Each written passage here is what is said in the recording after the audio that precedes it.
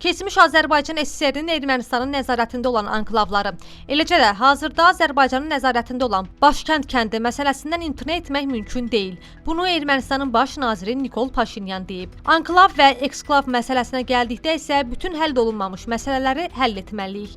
Bu məsələdə maraqlıyıq, çünki Başkənd kəndi eksklav statusunda hazırda Azərbaycanın nəzarətindədir və Ermənistanın suveren ərazisi hesab olunur. Yəni hazırda anklav və eksklavlar məsələsindən imtina etdiyimizi və ya edə biləcəyimizi deyə bilmərəm. Bu problemlərin həlli üçün iki variant var. Birincisi, eksklav və ya anklav statusunda olan istənilən anklavın və ya eksklavın ərazisi de jure aid olduğu ölkənin ərazisi olaraq qalır. Yaxud, məsələn, ekvivalent ərazilərin qarşılıqlı dəyişdirilməsi ilə bağlı razılığa gələ bilərik, o bildirib.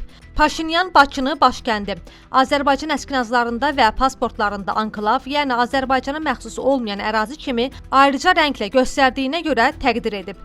Bu çox vacib bir detaldır. Biz də Almatı bəyannaməsinə müvafiq xəritələrə düzgün münasibət nümayiş etdirmək üçün eyni qarşılıqlıq prinsipinə əsaslanan yanaşma sərgiləməliyik, deyə Paşinyan qeyd edib.